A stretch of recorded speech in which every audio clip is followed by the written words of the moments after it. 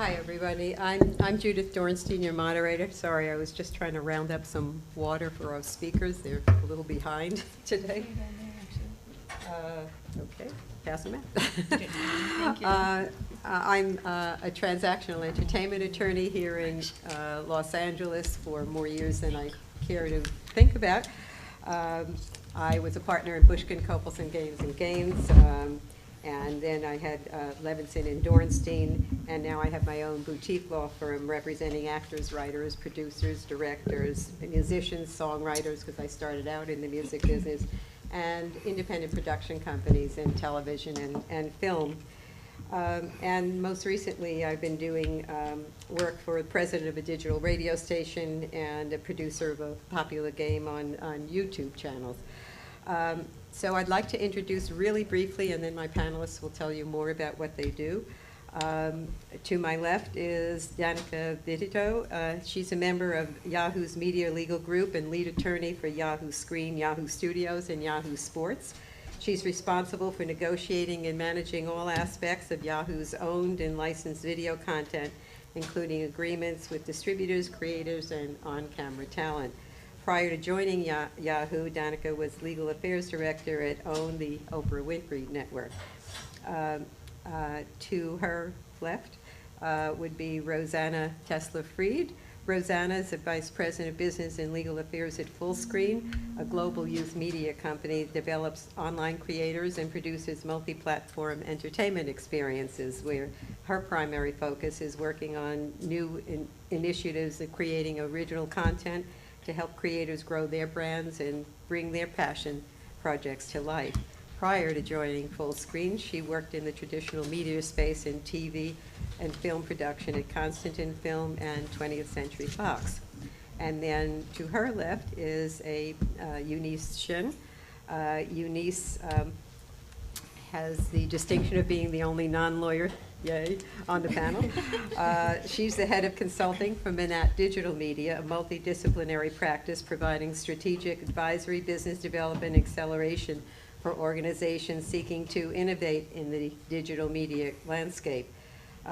She's been a digital media strategy executive for 20 years, and she's provided consulting services as an advisor to major studios, new digital media platforms, and other leading media and entertainment brand companies. She's a leader in the latest disruptive innovations in the industry, including MCNs, VR, AR, and digital first entertainment. And she can explain what all of those acronyms mean. And then to her left would have been Chris Riley. He is not here yet. Hopefully will show up. And then to her left now is Alan Friel. Alan, we're very delighted to have him with us. He's a partner at Baker Hostetler, where he represents clients in the media, advertising, and e-commerce industries on transactional, regulatory, and intellectual property matters. He's also an adjunct professor at UCLA and LMU, so we're very happy to have such distinguished panelists. So I would ask each of you in line, starting with Danica, to explain a little bit more about what you do on a daily basis and give us an idea of who you work for and what you do. Hi, Danica Vidito of Yahoo. Some of you may have heard of my company. Founded in 1994, we kind of have our hands in everything. It's a global company, about 12,000 employees worldwide.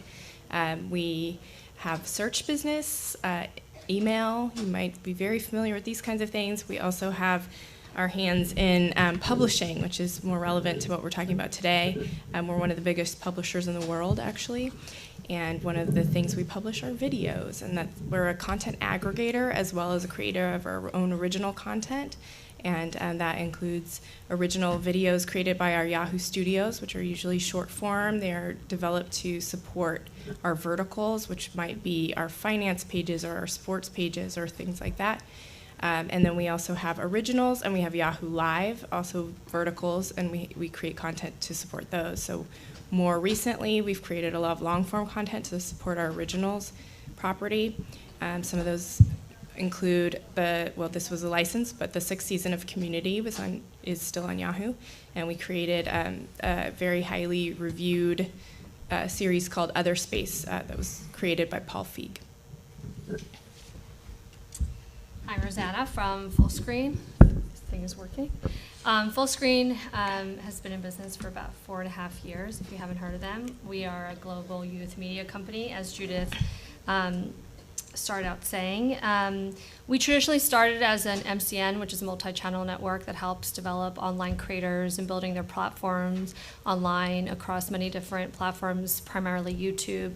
We now manage over 70,000 creators and their YouTube channels in space, and we have organically grown into working on the business side and helping out businesses with that initiative, as well as teaming our creators with businesses and putting together original branded content in that space. Most recently, we announced that we are launching our own subscription video on demand service. We have not said exactly when we're launching, so don't ask that question. With all original content that will not only feature our creators, but even traditional media, but really geared towards that Gen Z millennial generation. We're not trying to be an SVOD network for all, for every age group. It's really targeted towards that YouTube and millennial generation. It will feature everything from scripted series to unscripted series, feature films, podcasts, and everything above. And it will be a social media experience and something that generation is very much used to seeing, but on a subscription platform. Initially, we will launch via an app and on the internet, and then eventually be on multi-platforms, Xbox, etc. This year, we have 2 films that we released, hashtag O2L Forever, which premiered on Vimeo, and now on pre-order on iTunes is The Outfield, which features Cameron Dallas and Ash Greer. We each have about 6-7 million people following them on various platforms, Twitter, Instagram, YouTube, and that'll be initially released on iTunes next month, and then will be on our platform when it launches. Great. Hi there, I'm Eunice Shin with Manat Digital Media. Is this on? Or do I have to go closer? Yeah. Perhaps. So it's Eunice Shin with Manat Digital Media. Nice to see y'all. We're working in really a business development and acceleration way. We work closely with clients, both large traditional media and entertainment companies, as well as more digital-first organizations in creating new opportunities. And the thing that's, I think, probably very interesting is that you have traditional media and entertainment companies who don't natively know and get digital.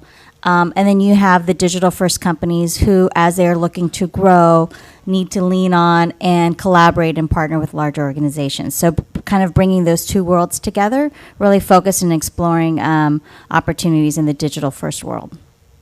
That's pretty much. We're part of a larger law firm. We approach it in a multidisciplined way. I lead the consulting business aspect of it. But so for what I can speak to, I can talk to what we provide from a business advisory and consulting standpoint. So do you work with agents and managers too? We do, yeah. We absolutely do work with some management companies. I think the thing that's very interesting that I'm sure everyone in the room could attest to, maybe 5 years ago, 6 years ago, the studios ran the entire supply chain from beginning to end. And you kind of had to fall in line in order to be successful. And I think in the world of, and the success and the trajectory and speed of how things are moving in the digital first space, you don't necessarily need to jump on that train anymore. And that's what's rocking the studio system. It's what's rocking the entire industry, and it's great disruption because it's a ton of opportunity for new players. Like PewDiePie. He's doing fine. Yeah. Alan, can you? Hi, my name is Alan Friel. I'm a partner at Baker Hostetler. I am not a litigator. I'm a transactional lawyer. I represent brands, advertising agencies, and producers and distributors of media in all different mediums. In addition to what you probably think of with respect to transactions, which is just a contract articulating the business deal, and the risk shifting of a particular transaction. Also do a lot of counseling regarding intellectual property as well as regulatory compliance, and in the new media space that involves more and more privacy and data security as well as false advertising law. I think we'll probably talk about a couple cases that Machinema's involved in right now or has recently resolved, one of which, full disclosure, my law firm's representing the plaintiffs in an intellectual property infringement case against Machinema. We'll talk about what the role is for both the creator and the distributor in the MCN world for IP clearance. And then also the Federal Trade Commission recently settled with them regarding native advertising and disclosure of sponsorship interest in content. And I'm sure we'll get into that a little bit today too. And maybe that scared off Chris Riley from Machinima. He's not coming. He didn't want to sit next to me. I don't know. So, Alan, if we could start with you with a really general question. For those of you who aren't as familiar with the term MPN or MCN, what exactly is it, and how does it really differ from what we used to know as a company like A&E Television that owned lots of different channels? What exactly is an MPN now? Well, I mean, I'll defer to the folks at the end of the table who actually work for them. But maybe what I'll do is sort of talk about what it's not, right? And it's not television. The business model in television has evolved, and with that have the economics for creators, right? Originally, you had 3 broadcast networks. They had arrangements with local independent broadcasters. They split up the available advertising time and had a revenue share between them. And the network went out and scheduled prime time. The affiliates got to keep the non-prime time, and then creators were paid for content that they created. And how they were paid has changed over time. For a long period of time, most television was done on a negative financing basis, where the producer received less than the full cost to produce the content, because they were retaining the ownership and hoping that the series ended up in syndication, in which case they would have syndication sales and make a lot of money sort of on the back end. And for a long time, they also kept the foreign rights and then could sell to foreign. And over time, that's become less and less the model in television, and particularly in reality. You may be getting the entire budget plus 10% as a producer's fee and some share of the defined proceeds or the profits.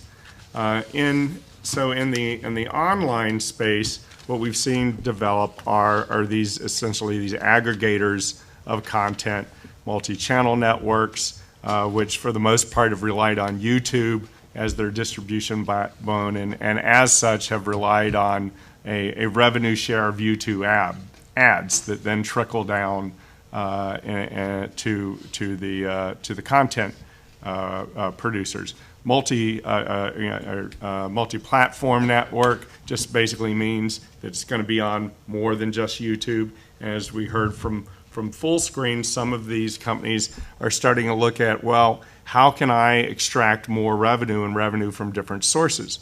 And so the subscription model, not terribly different than the cable model, right? We saw broadcast move to cable, where there were now dual revenue streams for cable networks. They could have both subscription revenue and ad revenue. Another revenue source that we saw start out in television and is now becoming more and more prevalent in the online world is product placement, branded integration, essentially going directly to an advertiser and working out a deal that you're going to provide some exposure for the brand through the content. And that becomes increasingly important for advertisers as the 30-second spot becomes less and less compelling through TiVo and otherwise. That creates a whole different set of issues for both the content creator and the distributor that we'll talk about from a false advertising perspective of giving adequate disclosure to a viewer when the content is actually promoting or even more so purporting to objectively review the brand or its products or services. And then finally, there's the direct marketing. So the distributors here have a two-way have the ability to have a two-way conversation with their viewers that you through the fact that it's an interactive medium, unlike television, and so you can collect data. You can have behavioral advertising that you can't have on television. You know a profile of who the person essentially is, and you're going to get a higher CPN from that. You may be able to get, particularly if it's a subscription service, their email address and be able to send them direct marketing, and there are regulatory issues with respect to all of that. But the idea is to find as many revenue streams as possible if you're the distributor, to extract the most that you can from the content. And if you're the creator, you're going to want to have as much of a piece of that and retain as much ownership as you can. And we're seeing the models evolve here just like we did in TV. Yeah. So that kind of segues into a question for Eunice. In the last 3 months, the online video space has really seen a lot of new entrants and new offerings and further experimentation. Over-the-top services, A&E, and which has an app, and Comcast, I think, Watchables, Hulu, Amazon Prime, and on and on. So tell us a little bit about all of these changes in the online space and new entrants and new offerings. Right. Well, maybe more than 3 months ago, but I think in the last year there's been a massive change in that it's not just about YouTube anymore. And I think that's the thing that's propelled a lot of new opportunities. And I think in a great way it provides more monetization opportunities for MCNs or MPNs. And MCN is native to YouTube, so thus the name change, I think, and towards an MPN, a multi-platform network company. But I think so, and obviously with Facebook, with all that, when Facebook turned on their video, it really shook the world a little bit. And then all of a sudden you had content being ripped, right? George spoke about it, and so there was a lot of things. Great, you get a ton of views, but how do you monetize on that? I think that's something that has been evolving and very quickly. And I think the thing that I'm seeing in the last 3 months is just the repackaging and the selling to international and global OTT services. And even what we're seeing with Comcast Watchables and a lot of these new products and services that are coming out, they're all hungry for content, and MPNs have content. And they're being commissioned to create more and more content. And so that's a thing that everyone I talk to, they just can't get content created fast enough. Because the opportunities are there, the deals are there, and especially with these streaming services internationally who are looking to launch with a lot of content, they're really eager to get after that. And Hulu, I think in an article written by your firm, said that they have an ad-free version for users for $4 more a month. Do you think that's a trend that's going forward? So there's a distinction, though, right? So Hulu is a long-form provider, right? So movies, TV shows, full-length TV shows. I don't think they're getting into the short-form game, not yet, as far as I've had my conversations with them. But if you're looking at Comcast Watchables, it's all about short-form, and that's really what the MPNs do. But, the other thing that's fantastic is it's not just about user-generated content anymore. It's around original scripted content. And you're seeing films being created, going direct to Vimeo or to other online distributors, and you're seeing original scripted TV series as well. So it's really becoming, MPNs are looking very much like media and entertainment companies. They're studios. They're creating content for digital-first audiences, which is fantastic. All right, Actually, just to add to Eunice's point, I actually don't think it differs too much from the traditional model. I think we all are a little bit in the space. I hear people very nervous about what we're doing and how we're shaking things up, but it's really very similar to the traditional model. It's just people have a lot more opportunities than they had before. They don't need to be represented necessarily by an agent to get them into the door. They can make their own content and put it on Facebook and put it on YouTube. And those kinds of things attract our attention, and maybe we'll bring in those creators and create a show out of that. It's really that the distribution model has changed. They're really, like you said, there isn't just the 5-6 studios that are sort of controlling the monopoly there. There's all different ways to distribute now, whether it's through OTT platforms, whether it's on these, Snapchat or on YouTube.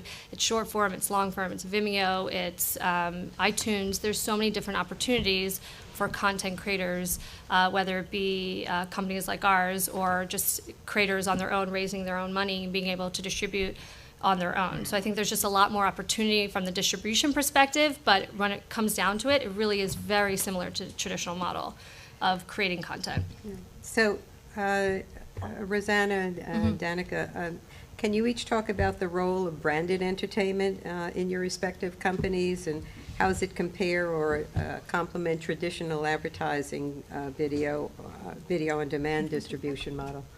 Sure. So for Yahoo branded entertainment content, we create that. Our branded entertainment group is in our sales org, and they really support the sales org and their objectives. So because we're a distributor primarily, we create that content for distribution on the Yahoo network. So we create it for advertisers as sort of an upsell. So they do a big ad buy on Yahoo, and in addition to that, we say, okay, well, you want something that's custom built for your brand.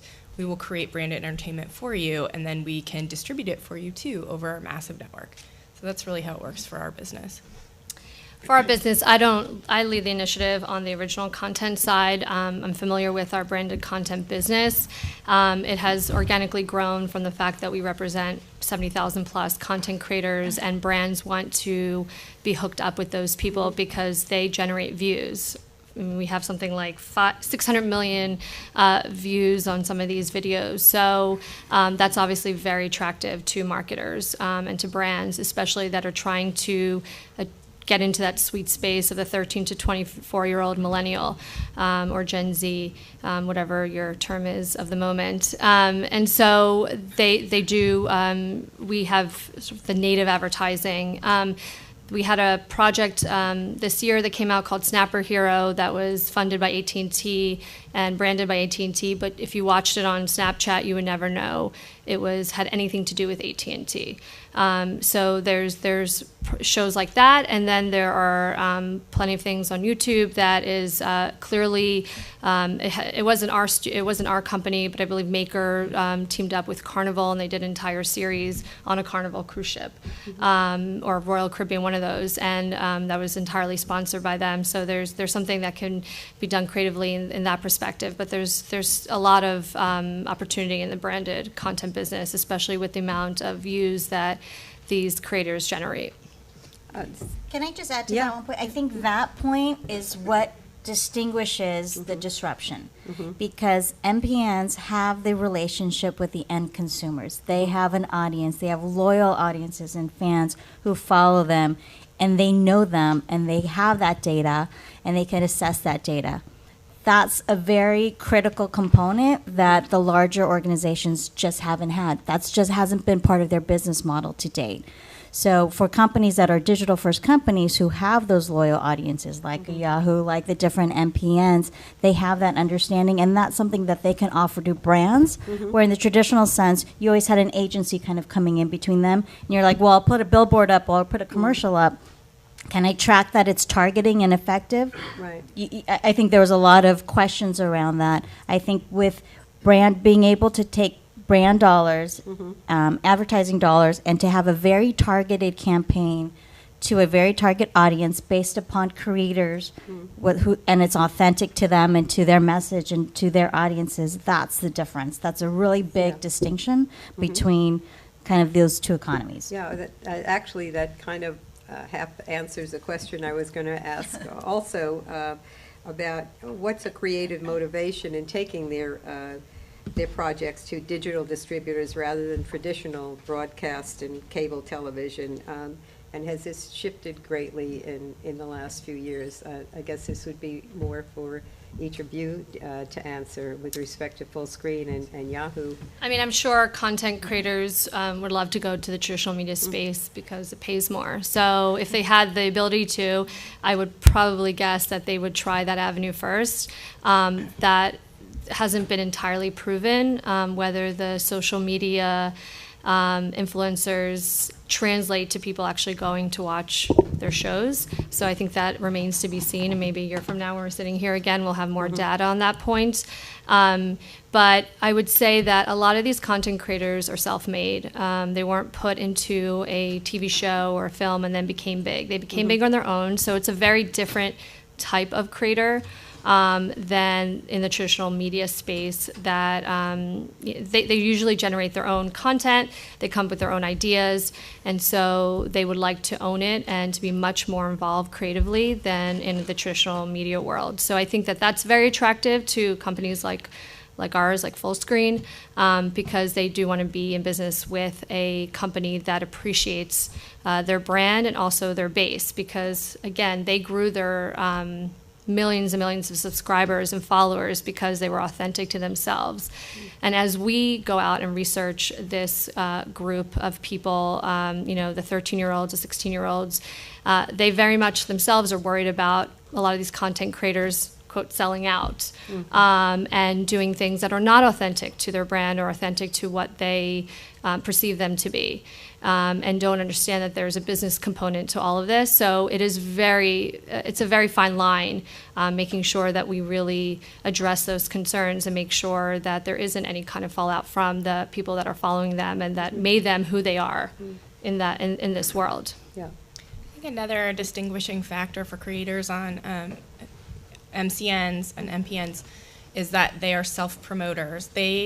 No one helped them get where they are. I mean, maybe they did if they had a Full Screen or Maker, someone helping them get there, but for the most part, they know how to sell themselves, and they know how to sell themselves to their audience, and so they become partners in that selling of their content. And if you look at more traditional media, a promotional budget for a feature film can be the same amount of money spent to actually make the film, and that doesn't have to happen for content on MPNs and MCNs, because you have people who know how to kind of grassroots promote themselves and their content and get their audience through social media, which can be free.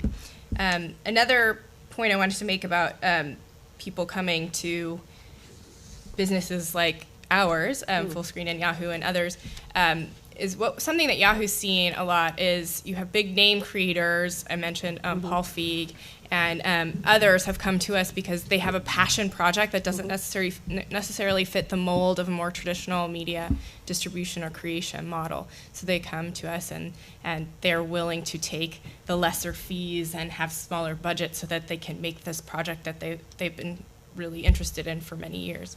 So we see a lot of that. So actually that kind of brings up another question about what are kind of the major issues and deal points that do come up in these digital deals that are kind of unique to them, or are they very similar to traditional TV? Is there a back end? Does the creator get to keep any rights? Do they have any approvals? I mean, what are some of the points that come up in deals for any of you to answer in these digital deals? Well, they're all negotiable, so I won't say that depending on leverage. Yes. Just things we've already brought up. Creative control is a huge deal. We like to pride ourselves on really giving creators as much control as possible, which I think is very different from a traditional studio network that sort of has their directives. Maybe they're looking to advertisers as well and making sure the content has to look and feel a certain way. We don't have those kinds of standards and practices that we have to live by. For us, we are targeting a younger audience, so we understand the nature of that audience, so we do want to make sure we aren't upsetting the parental units. So we are aware we're not allowing everything for them to make everything in that space, because it doesn't make sense, because we're not trying to be a network for everybody. We're trying to be a network for a select niche of people and the people that we understand from the MCN space and the creators' followers at the end of the day.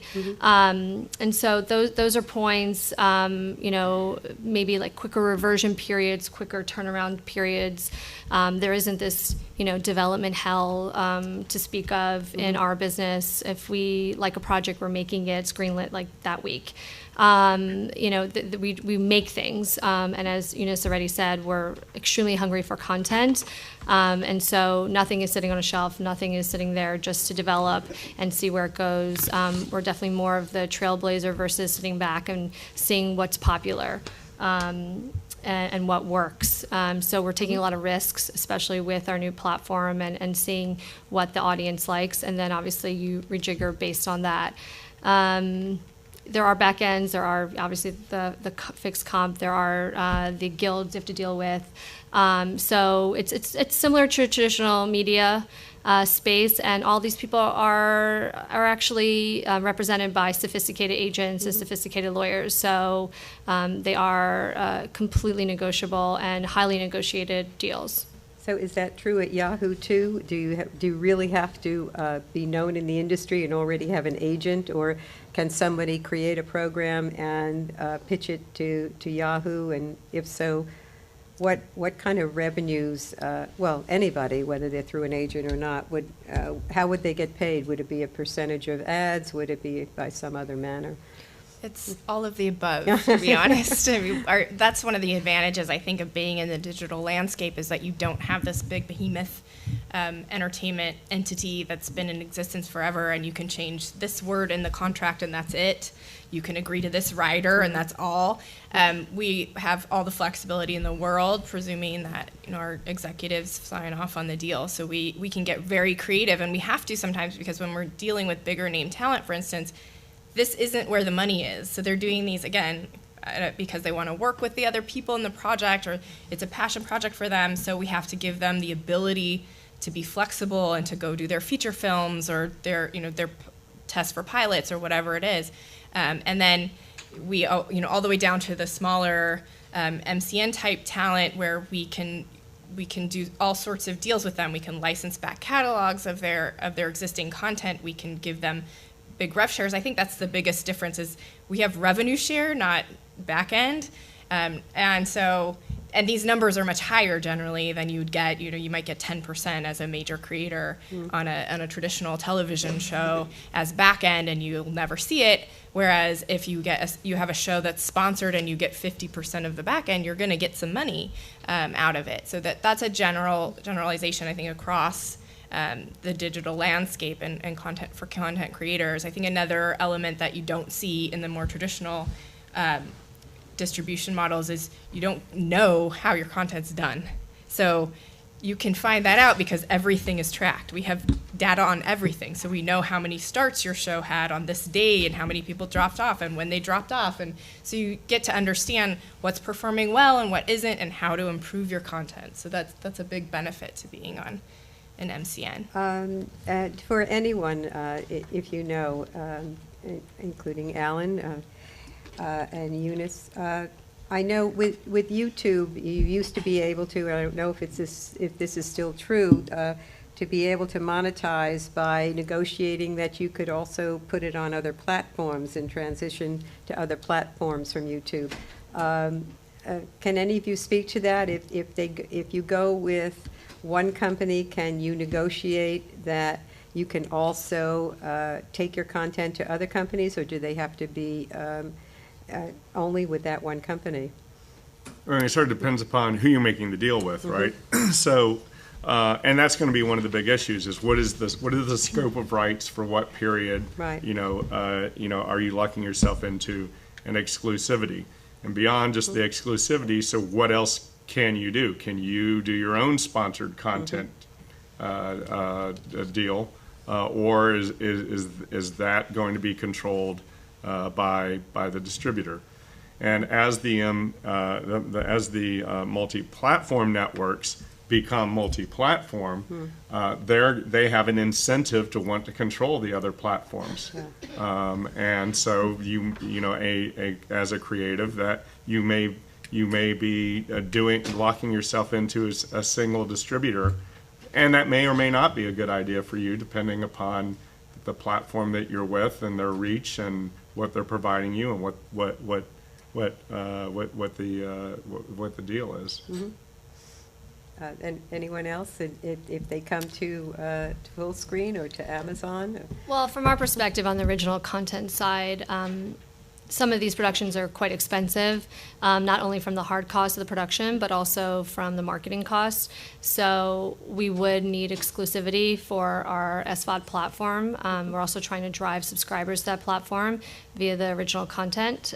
So most likely we will have exclusivity, but again, the deals, as we talked about, the deals are very flexible, and it's just a case-by-case basis right now, and depends on the type of content, the creator, what they have had before. We also try to license content that they've had out there and take it off of YouTube, and even though it's been seen before, put it on our platform so that it's one whole package that people can see the old content and also the new original created content. So it will just depend on the type of deal, and sometimes maybe on the content that we're doing is more experimental and shorter form and lower budget.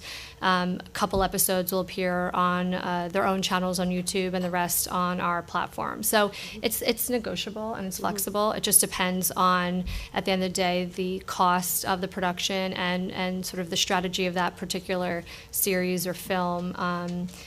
Right now we have the Outfield, which is launching on YouTube, and our SVOD platform hasn't launched yet. So that was the strategy from us to launch it there first on a transactional basis, and then go second window on SVOD. Oh, okay. So I think yeah. you have your traditional user-generated content, right, where you have your friends who are sitting there, and I call friends calling them these creators, who sit there and they do their weekly videos, and their followers know when their videos are going to go up and all of that. And the cost to produce some of that content is not that much, but they still get branded content deals because they'll be talking about their favorite mascara. By the way, all of that obviously branded. But right now, the trend that we're seeing more and more so is content that is being funded or commissioned. And if that's the case, obviously there's exclusivities around that because they're going after creators who have a large audience, who have a target audience that they want to go after. So it's looking very much like kind of a traditional entertainment deal. And, Vessel's another example where for Vessel, they're giving creators a certain larger share of the revenue for exclusivity for a certain period of a windowing period. So I think that we're going to see more and more of these types of trends. It's really different. You don't have a standard, ad revenue, YouTube ad revenue model anymore. It's really different based upon platform, based upon how it's being funded, based upon creator. I don't think it's going to diminish. I don't think the UGC content's going to go away. I think that'll still thrive and be successful. But then you're going to also have the people the Michelle Pfons who are going off and doing her thing. Right. Some content, at least from the short form, has made it to larger long form and even traditional Original TV. Scripted, yeah. Yeah. But a lot of these content creators don't necessarily translate into original content as well, which is what we're finding. Yeah. Not all of them are, unless they're playing themselves or actors or writers or directors, because they're doing weekly videos and are really good with the brand deals, doesn't necessarily translate to a premium original content production. So that's taken into account. It's not just, okay, they have this following and therefore we're going to plop them into this show. We also want to create premium content. So it will not only be these social media influencers, but it will be traditional media actors and traditional actors in these shows, because we're trying to expand on that to that audience so that they have more of a menu of things to watch. It's not just that short form content that's made in the bedroom. It really is their own House of Cards or their own, Orange is the New Black, but it's for their generation. Yeah. And we keep talking, I wanted to circle back to Alan on this about branded content and building shows around it and native advertising. And I don't know if the audience here realizes that you can run into trouble with FTC rules and so forth because your people don't realize that you've been paid in some way to do that. So can you talk a little bit more about all Sure. of those regulations? Yeah, and- so maybe I'll start with saying sort of some of the terms. So product placement, that's this Arrowhead bottle sitting here on the table while the show's being shot. I'm not talking about it. It has nothing to do with the storyline. It's just there. It's just inserted. So for the most part, product placement has really not been treated as advertising. Then there's branded entertainment. Branded entertainment is when the Arrowhead bottled water is now become part of the storyline. I'm interacting with it. We're having a conversation about it. It seems natural. It seems organic. It's more compelling to the brand because it's a more meaningful message. Native advertising is a message that appears, it's sponsored, and it appears more editorial than advertising. It looks like the editorial content. So branded entertainment and native advertising, the question then becomes, well, is it advertising? Or is it just something less than that is not going to have the same regulatory implications? So if it is advertising, it has to be true. It can't be deceptive, including by providing any, like omissions of material fact that a consumer would need to know in order to evaluate the message, including its origin and sponsorship. And there has to be substantiation that exists for all the claims that are made prior to the claims being made. And so really I think the easy way to think about what is an ad is, does it make a claim about the performance or the composition or the product or service or of its competitors? If it's making a claim, then it's an ad. Is there an endorsement, including implied endorsement? Is the person in the content suggesting that they endorse the content? And now it's getting a little tougher to draw that line, particularly when you're talking about influencers in social media or in online video. And on their blogs also. And on tweets. blogs, right. Blogs, tweets, Kim Kardashian, I lost 50 pounds on this cookie. And then there's a review. And clearly a review is an ad. If I am saying I have tested this water and it tastes better and has less bad mineral content and more good mineral content, then that's going to be treated as an ad.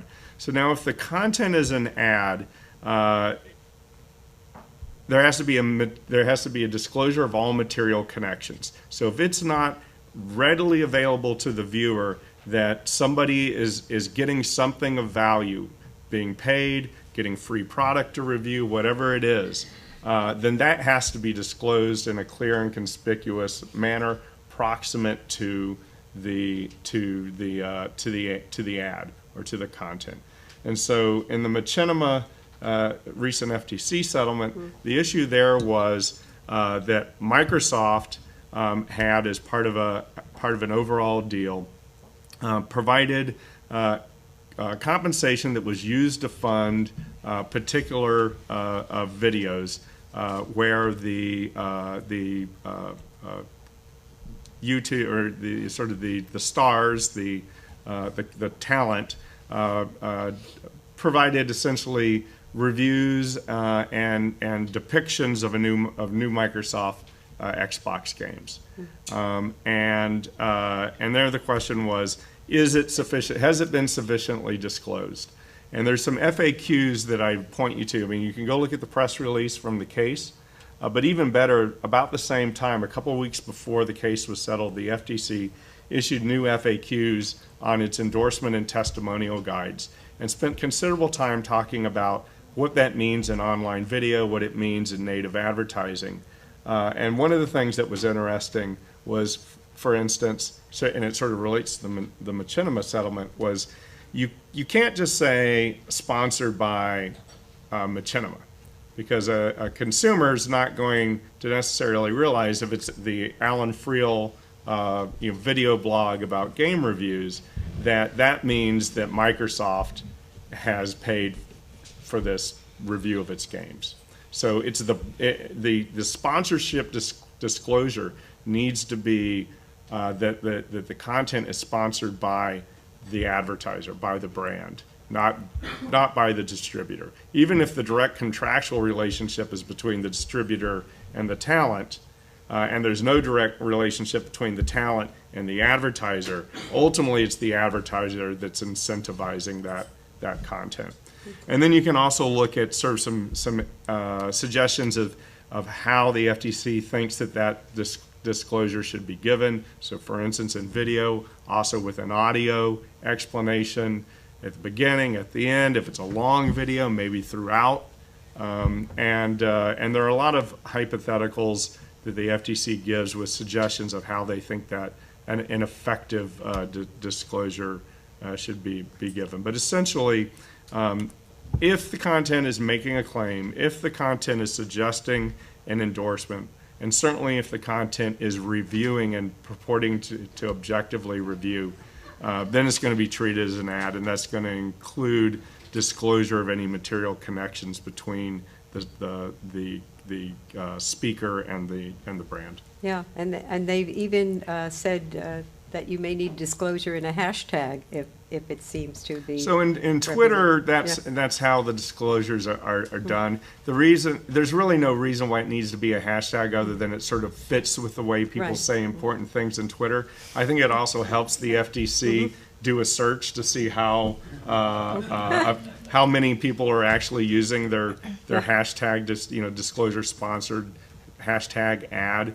But I would say, if you even if you've got the small real estate, look at sort of the FTC's guidelines on how you do those hashtag disclosures. So, for instance, hashtag sweeps, they say is not good enough for sweepstakes. And why would you say hashtag sweepstakes? Because the FTC says if you're doing a user-generated content contest and you're encouraging people to post content about your brand or about your product, and in exchange you're giving them an entry for a chance to win, that alone is a material connection between the speaker and the advertiser that a consumer would need to know. So the Kohan shoe contest on Pinterest is a good example of how little it takes to be deemed an endorsement. Just posting a picture of shoes was deemed to be an endorsement. And there they were saying put hashtag in the name of the contest, which was Wandering Soul, and there that was not found to be enough. The FTC said you ought to be saying at least contest. All right, so we've mentioned here at various times all the different data that's out there. Circling back to the data and all this user data that's out there, how do any of you harness this user data to improve the user experience or increase revenues for yourselves and for the creators? And by collecting all this data, do you see any problems with the privacy of people that you're collecting all this data? How do you deal with it? Making the data work for you and also perhaps not overdoing it in going into people's privacy? I can answer that one. With regard to privacy, strictly tracking the content streams is not going to be a privacy issue because that doesn't require us to collect PII necessarily, at least not to tell us what the streams look like. So it will tell us how many video starts, when they occurred, how long the user watched the video.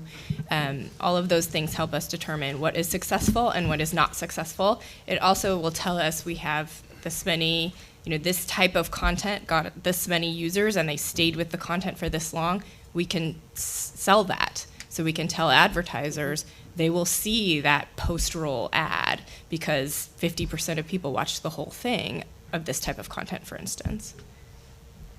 So can an individual who's has his or her own YouTube channel access any of this information so that they know, how many people are viewing it and whether it's just a quick thing that they're on and off, or whether they've stayed with the content? I know that we, again, I don't work in this area of our business, but I know that we have proprietary software that is very much to that point. I mean, it's full disclosure of everything that's going on. And so there is that possibility. For our SVOD, we haven't launched yet, but we hope to have those same kind of statistics so that we can make sure we're creating the content that our subscribers want to see and either do more of it or do less of it. So all of that is based on pure data, and I don't think has anything to do with actual privacy concerns. Right. And then other than a credit card, which is all being administered via privacy policy. Right, because you hear so much in the digital space about, oh, I had, 20 million views, but that doesn't necessarily translate into money for either the company or the content provider. So what does translate into money?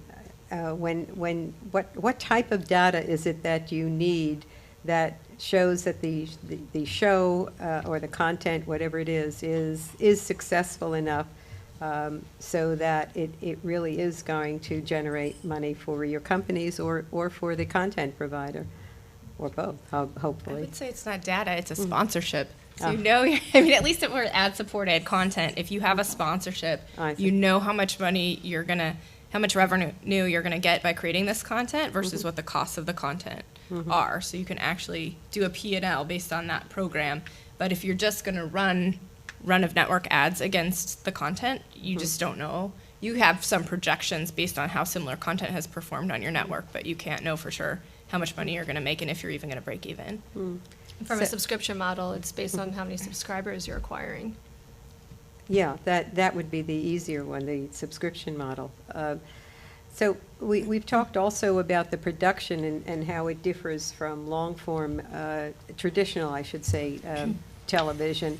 So how do the production budgets in digital differ? I mean, are we talking very small episodic fees? It depends on whether we're talking a 6-minute or a 30-minute, or what do your production budgets look like as opposed to traditional television production budgets? I mean, for us, it's anything from, $50,000 to $1 million all in. It just depends, and obviously that will continue to change depending on the type of project. And that would be for 30 minutes or for? Everything from, we have 1-minute shows, we have 6-minute shows, we have 8-minute shows, we have 11-minute shows, we have 22s, we have 30s. We don't have to live under the 22-44 rule, right? So we can do whatever we want, and we really allow the creative to drive that. A lot of the times there'll be, we're in production on a show and a series right now where some will be 5 minutes, some will be 8 minutes, some will be 11 minutes. It's not going to be this arbitrary, okay, the episode's over, or let's just fill it with some, other filler space because we have to get to the 22. There isn't that. There's a lot more flexibility. We also aren't shooting pilots. It's straight to series. And we shoot series for many reasons, for budgetary purposes, and also because we're working around a lot of these actors or directors or writers' schedules, because this is not where their major bread and butter is coming from. They're getting it from other traditional media projects. So we'll shoot around their schedule. And that's a sort of another business point that she already mentioned. And so some of these series are shot almost like a movie, out of order, 2-week shoot, something like that. It just totally depends on the budget, on the talent that's in the production, and how long we have them for. And so it's really, in this case as well, very flexible as to the amount of minutes and how we shoot the content itself. Is that true at Amazon also, or do you follow more of a traditional television At route? Yahoo, yeah, it's the same. I mean, we have content that's a minute versus hours. We have live content that could be hours long, and that would have a different price point and a different budgeting than something that's a scripted half-hour comedy, for instance. So because the content is so diverse, the budgets are also very diverse. We also have in-house studios. They can create things much more cheaply because they have in-house resources. So yeah, we're all over the place with budgets also. Oh, that brings up an interesting question where you mentioned in-house. How much of your programming is due to outside creators who come to you, either of you, versus in-house programming that started in-house with whoever you have in-house? Right now, it's a combination of both. Would it be 50-50 maybe, or? I couldn't even say. Yeah, it's really all over the place. So our audience has a shot? Yes. Everybody has a shot. For Eunice and anybody else who wants to jump in, what are the trends that you're noticing in the digital space? What kind of programming is the most popular? What kind of stars are evolving? Other than PewDiePie, who if I hear it one more time at this conference, I don't know if any of you know who that is. If you have kids, you would know. They have. He was voted the most influential person in Sweden this year. So Right, I think and everybody he- probably and he should know has- who he is. he More than has- IKEA, okay? And he so. has more, and it's a guy who you tune in and you watch him watching video games Yeah, or he plays something? video games, Or yeah. playing video And games, Forbes yeah. reported he made $40 million last year. Right, and he also apparently has more viewers than there are people in the world. I'm not quite sure how that worked, but I guess they're counting some people 2 and 3 times, I don't know. But I guess back to the general question. Well, it's views, not viewers. Yeah. Yeah. So now you know who PewDiePie is, if you can.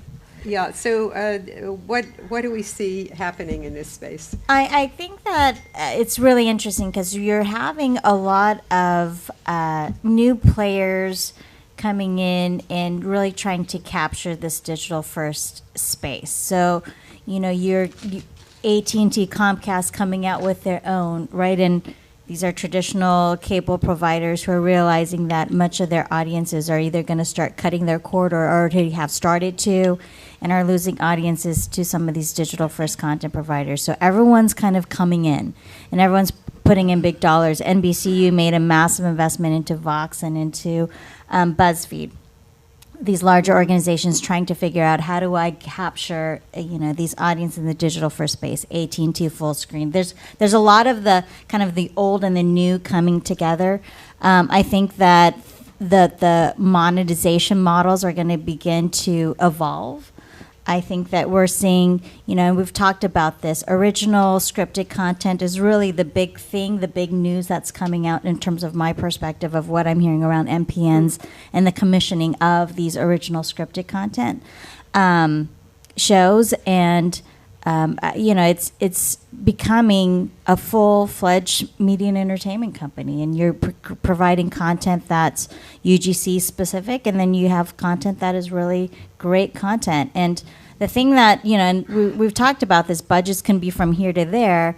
When you start talking about bringing in talent that are big name talent, then as well as crews, then now you have union budgets, which is in completely different level than Right. you do with non-union budgets. And so I think that really we're seeing things across the board, how things shake out in the next year. I think will be a really fascinating year. So much has happened, right? And so much has changed over the course of the period of time. And 2 years ago, I don't think anyone would have doubted that YouTube wouldn't be, the thing to do. Right now, I think if you talk to MPNs, YouTube is almost a second thought. And talking about the unions, I think when this whole area, what used to be called new media, now to me it's the current media, started, there was no talk about the unions, but now there are digital deals at the various unions, correct? I mean, I don't know if Amazon and Full Screen go some projects union and some non-union. Do you make your own deals with the unions, or?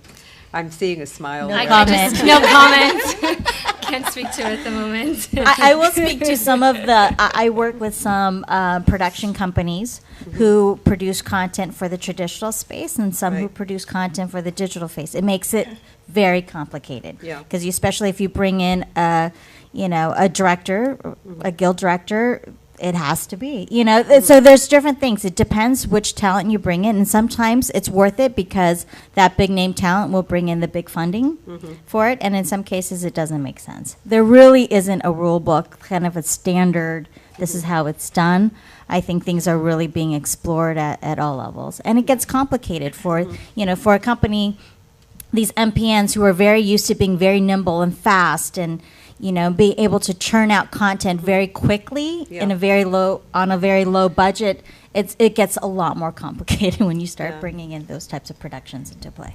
And it's still pretty unclear. I mean, content that is created originally for distribution digitally is still treated differently from traditional content. And I think, and Alan may have more expertise around this, but when you do get into scripted content for original release on digital, there are things that had developed because of what Netflix has done. So there's the side letter, and the WGA side letter, that I believe it's $1.1 million per episode or more, if that's your budget, so it's based on budgets, then you have to pay more traditional media residuals and scale for your writers. So those sorts of things, where Netflix is actually pushing the and setting the tone for some of the guilds and how they're treating this content. Yeah, I will say that in the same way that everybody else is paying attention to our companies, the guilds are paying attention as well, and recognizing this is a new stream of revenue that they need to protect for their members. So it is a very confusing space, still to be determined, but certainly there are new media agreements which are subject to change depending on the type of production and the way it's being distributed at the end of the day. So it just depends. Yeah, I wonder if we're getting closer and closer to the old models rather than pushing into new models where we have long form and Netflix is really you know, for example, SAG New Media was just they just reorganized, and now they're under the TV department. So you know, all of that is changing a lot, and I think then Netflix and Hulu's of the world are setting that standard, but we're not there yet. We have 0 subscribers. They have 40 million. So it's really a different category that everybody has to understand and to have a grasp of. That you can't just group Netflix in with a full screen or or Yahoo. Each one operates independently. So it's going to be a little bit of a learning experience. Yeah. Well, Yahoo is making long-form deals now, aren't you? Or yes, we do. We have produced some long-form content, but we're not. Yahoo is not a signatory to any of the guild agreements, so we actually use third-party production companies. Right. So that's like traditional companies also. They use outside companies to who are members of the guild rather than their parent company. So. Another issue that's concerning me recently on the guild front is actually with regard to branded entertainment, and I believe that SAG commercials agreement is being renegotiated in 2016, and there's some question I'm hearing as to whether they're going to re-examine branded entertainment content, and that people creating that content may have to start paying SAG scale and SAG residuals and SAG fringes and all of that. So that will be interesting for all of our businesses if that happens. Wow. So now user generates. So the guy sitting there watching videos is going to have to join SAG? Potentially. I don't know. What do you think, Alan? Well, I mean, the current advertising agreement already provides that if you're a signatory, and generally most brands are not. Some did become signatories, but mostly it means they're advertising agency. That even if it's user generated, there are aspects of the current SAG agreement that would provide for it to be treated as an ad and subject to the rules. They're a little watered down now. We'll see where they end up, but it's something that's already happening, and it's something that the guilds are going to continue as they see the revenues increase, be more aggressive about, and certainly they have the ability to police their own members, right? So if you're a member and you do something non-union, then you can be penalized, not the least of which is 2 times the amount of compensation that you got, but you could also be suspended, et cetera. So, they do have leverage over their own members. Currently, the interactive agreements are pretty flexible and pretty they don't require significant compensation at the low end of the budget, unless something then transitions over to television or another medium. But again, once you become a signatory, you're a signatory, right? And as the rules of the road change, you're going to be stuck into that. So you do see a lot of new media companies essentially double-breasting, or essentially just serving as a distributor, and leaving the burden with the production company. I'm going to ask a final question of our panelists and then leave some time for questions from the audience. So each of you, what do you think is the future of multi-platform networks and long-form or short-form entertainment? Where do you see this industry going next? Which is kind of hard to predict, but take a stab at it. I mean, for us, it's more of the original content, more premium content, trying to not only target the subscribers to these particular influencers, but also casting a much wider net to people that are just interested in really good content. So again, it's not very different from the traditional media space. It's just a different type of distribution, but making it more of an interactive experience on our platform, since we are targeting that YouTube generation, the social media generation that's really looking to interact and have a community online that is beyond YouTube. And where do you see Amazon going? Yeah, I'm at Yahoo. Oh, sorry. But where do you see Amazon going? I don't know. Well, one of the things that I know we're talking about multi-platform networks and the diversification, people going off YouTube, and we've been getting pitches from Vine talent, believe it or not. You can create content in 6 seconds. So I think what I think is interesting right now is what more traditional editorial publishers are doing, not necessarily strictly video, but including video, is consolidating onto Twitter and Apple News and Facebook, so that you go to one platform to get everything from all the publishers. So are we going to start seeing more of that, the consolidation of platforms? Eunice, do you see trends and where we're going? I think that if you look at it from a global perspective, I think there's going to be a lot of growth on for video content globally. I think the U.S. has obviously led the way, but we're seeing a lot more transactions happening on a global basis, which is fantastic, and I think just means more revenue, more opportunity, a lot of emerging markets that are really becoming more mobile-based communities where it's all tied to the mobile device, right? And I think that that's exciting. And I think we're going to continue to see big investment. We're still pretty bullish on that, in that larger organizations are going to look to invest, acquire, and somehow try to get their arms around and hedge their bets on this digital front space. But do you think that'll change the kind of content that we're seeing now? Because what works in the United States might not work in the rest of the world? No, and I think that's the thing that is tricky, and I think is almost the secret sauce,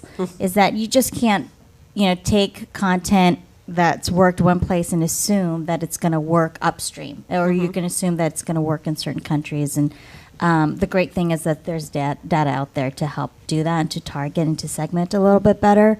And I think it's going to help to evaluate content to be different on a different basis. So, I mean, I think it really has to be, I think the best word for me is that sophistication.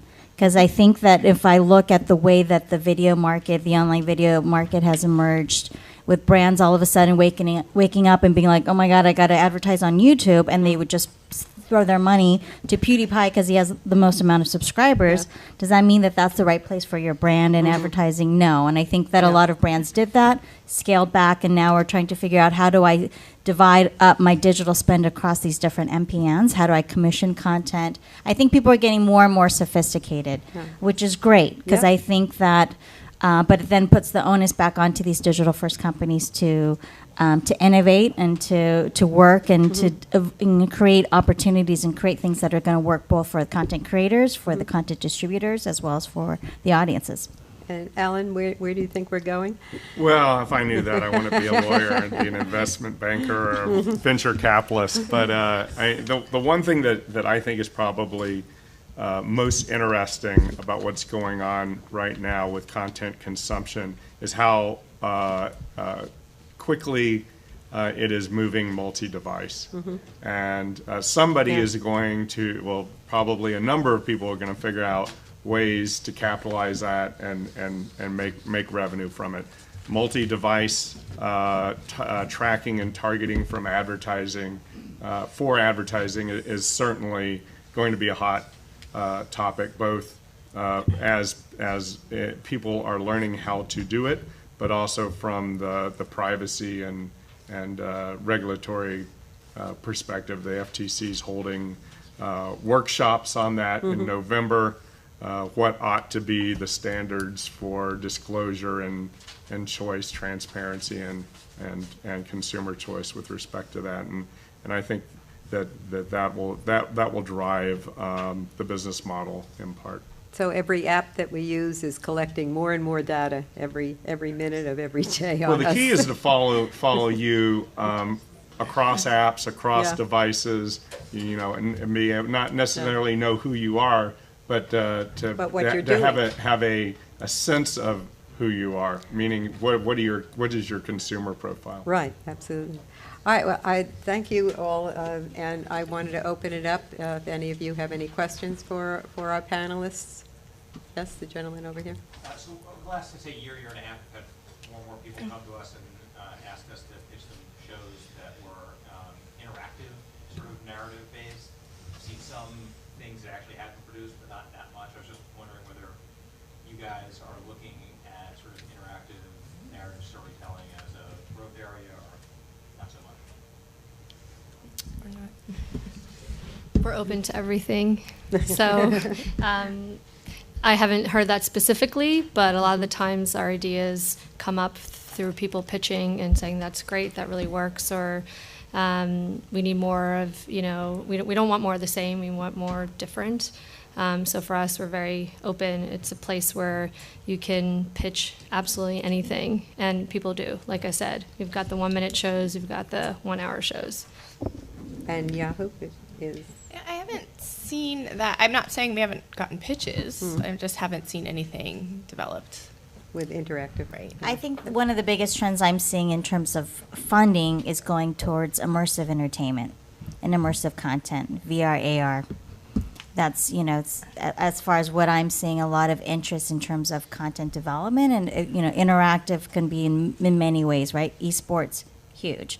I think it will blow everything else out of the water. But in terms of interactive entertainment, I'm really seeing a lot of traction and excitement in the immersive space. Yes, the gentleman over Question here. for Danica. Yahoo, I know you're on the legal side, but you mentioned live programming. What kind of stuff? Yahoo has a vertical, Yahoo Live, and we launched that with a partnership with Live Nation. So we live streamed a concert every day for 365 days. Now, this year in the partnership, we are focusing more on live streaming music festivals. So we've done a few of those. So coming up this month, I believe next week, we're live streaming an NFL game from London. So there are a number of things we're experimenting with on the live You heard front. that here first, live streaming NFL. Yes, the gentleman over there. Rosanna, can you tell me a little bit about your thought process in setting the price point for the guest box? I can't at the moment. I'm sorry. We haven't disclosed any of that yet. We plan to make new announcements the next couple of months, but I can't disclose pricing at the moment. I'm sorry. question. Yes. Yeah, hi. Quick question. How are you guys thinking about, so as you put money into these projects to get them exclusively, how are you guys thinking about, and this is probably more for Danica and Rosanna, how are you guys thinking about protecting your interests as these things get bigger and make it set up for broadcast or other things? Right, I think touched on this a little bit before. It depends on, and Eunice touched on it too, it depends how we're funding it. If we're 100% funding it, we would be controlling downstream or any kind of spin-off show. That's kind of the irony behind a lot of this, is that people are always hoping for the ultimate of getting it back onto the traditional platforms. Not sure if that's really the strategy. It will have to depend on the content, but certainly additional seasons and making sure our subscribers not only subscribe but stay on the platform, because we will have other things like the live streaming and like community and editorial magazines, and it's going to be more like a community versus just a place to like a TV to turn on the channel and watch your show. There's going to be a lot more to that platform. So customer retention is a big point, and having multiple seasons of shows and spinoffs and things like that. So at the moment, strategically, I think to keep it on our platform as much as possible, but there's always the opportunity of taking it elsewhere. I think for our creators, they want to make sure that they're attached to all of that going forward. And is that true at Yahoo and Amazon, if you know? I don't know for Amazon. Things have actually changed. And a few years ago, pretty much every deal we did was we have sole rights to the digital distribution of the content, and then if you want to take the format to television or theatrical release, go for it. Now we don't do those deals. I don't see those deals anymore. Now I see deals. We own if we're creating the content, then if we're producing it, we own it. We get to exploit the downstream rights. So that's just how things have shifted. Sounds very traditional. Okay. Well, thank you all for coming, and